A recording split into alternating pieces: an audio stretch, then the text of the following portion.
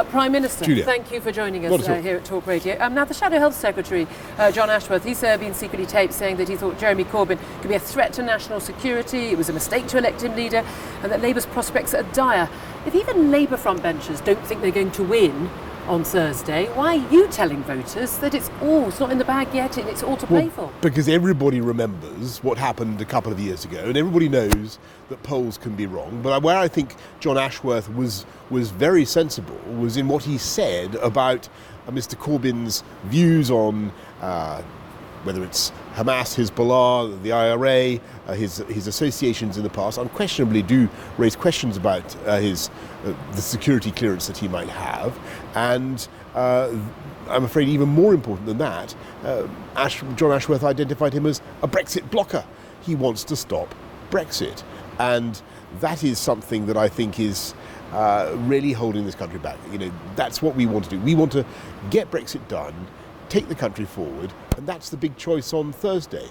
Do we want a more paralysis with Corbyn and Sturgeon, or do we want a dynamic, energetic, one nation Conservative government that's going to go places? Are you a bit worried that with such clear, stark choices between what the Conservatives want to do on Brexit and on spending and what Labour want to do stopping Brexit and the massive spending splurge, that with that clear divide, that there are still so many undecided voters? Does that concern you, particularly women?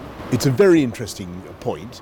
I think that actually a lot of people are starting to make their minds up, but I would just say to everybody who's thinking about it now, look, this is a very, very stark choice, and if it's women voters, female voters who are hesitating between Corbyn and us, I would say look at the overall package of what we're offering in terms of protecting public services, massively investing in the NHS, bringing crime down, investing in stuff for kids, a massive investment in youth centres, lots of work to help families, to help parents in all sorts of ways, whether it's through childcare or cutting taxes for all working people. We've got a big programme that I think should appeal to everyone in this country, male or female. And you don't have a woman problem then? Well, we've got more female candidates standing at this election than any time in the past. Don't forget, and look at my cabinet, or the cabinet of the government that I run, and we've got lots of very talented women in the top jobs, and there are more. Which is the party that produced 2 female prime ministers, Julia?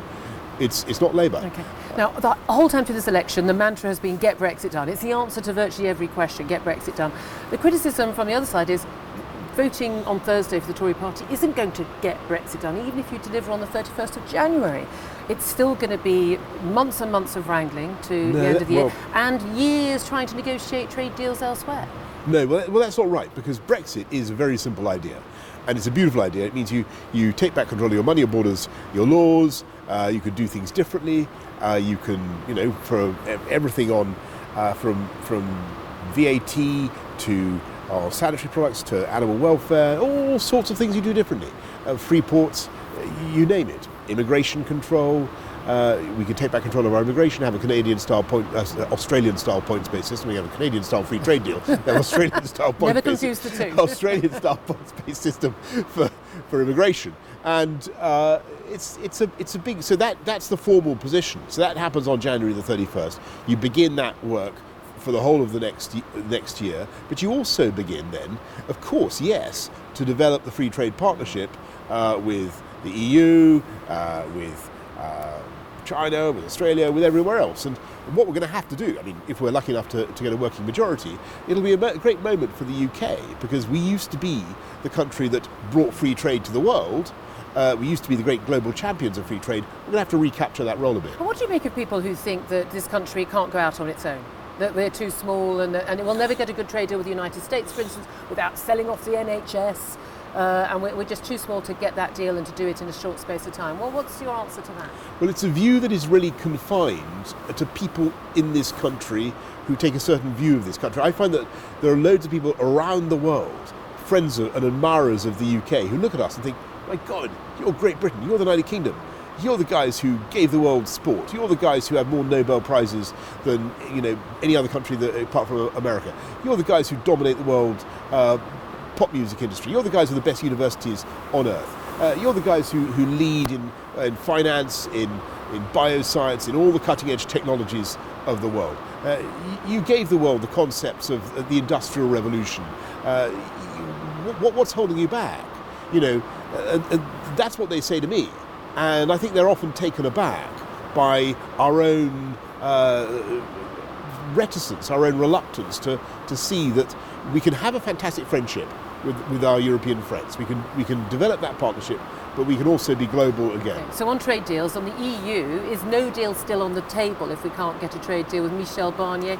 And is the NHS up for sale for a US trade deal? Well, on the second point, absolutely not, under no circumstances. And I think circumstances will that happen with the NHS be on the table. But I think that sort of UFO type allegation has been pretty comprehensively demolished in the course of this campaign. The documents that Labour produced didn't show what Mr Corbyn produced didn't show what Corbyn wanted them to show, and I think that Corbyn was really trying to distract. Mr Corbyn was trying to distract from the hole at the heart of his own Brexit policy. There's a very, very clear choice. We have a great deal. We're ready to go. We can come out in January, get going on all the things You're I confident described. it's going to be done and dusted? Well, we have a deal here's the contrast. Our deal is approved by every one of the 630 plus candidates, the Tory candidates standing this election. Conservative, they all back the deal, whatever view they have about the EU. Okay. And contrast that with Jeremy Corbyn.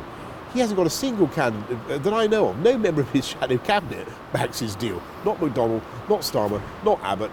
He doesn't even back it himself. How can he possibly negotiate a deal when he doesn't support it? I mean, the thing is beyond satire, or it would be beyond satire if it wasn't so tragic for the country. Because you'd spend he'd spend another year negotiating this pointless deal, putting the whole country through the agony of a referendum again, but not getting anything done on the NHS, on fighting crime, on investing in infrastructure, all the things we want to do. Okay, and I can ask, if you do get elected on Friday morning, you are serving a full term as Prime Minister, how many terms do you plan to serve? Well, you've got a mission, will you get Brexit down, get all these trade deals, all the stuff you want to do, the NHS and things.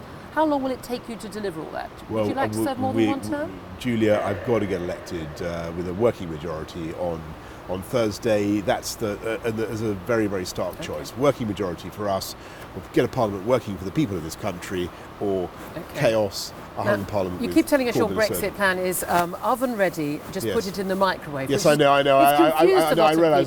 Do you ever actually cook? No, I do. I also use the microwave. I think steak and chips, but they were kind of oven chips that were already done, really. There was a bit of pop, pop, ping, ping, was there? It was a bit of that, yeah. Look, okay. I'm not a. Right, now also, you've been putting out this campaign video the other day, Love Actually video. Yes, I know. It's been very popular, gone viral, yeah. It's very amusing. Do you actually like the film, Love Actually?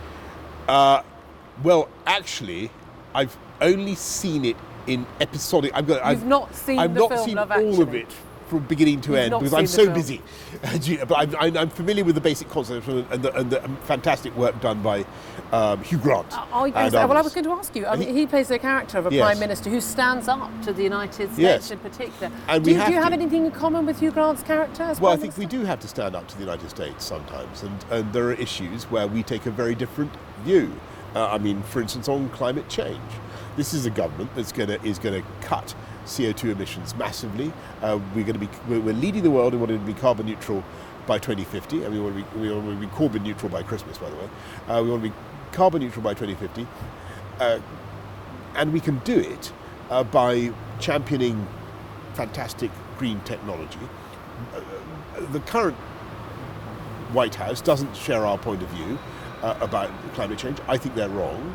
But we make that case very forcefully, and we will continue to do so. Now, just finally, we're sitting in the JCB factory, lots of background noise, no doubt, right in front of a huge, big, yellow JCB digger. Yes. A few moments ago, you were smashing a red, white and blue flagged JCB digger through a wall.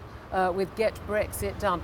You look like you rather enjoy doing that. I do. I love driving JCBs. Is this your new hobby? It's a backhoe loader. I reviewed one for GQ magazine about 15 years ago. So I hope you gave it a good review. I did. They're beautiful machines, and the incredible thing about JCB is that they back and have long backed coming out of the EU. This is a company that is global, that is ambitious around the world, that obviously has just-in-time supply chains, but sees the future for the UK as being, they manufacture in Russia, in China, in America, in India. They're a truly global company, and we've got to think in that way again. And that we used to have that mindset. We can prosper mightily with a bit of confidence, get Brexit done, move the country forward, and as I say, that's the choice on Thursday.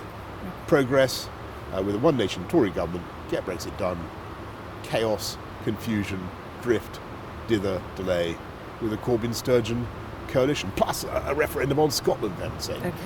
Prime Minister Boris Johnson, thank you for speaking to us at Talk Radio. Thank you very much. Thank you.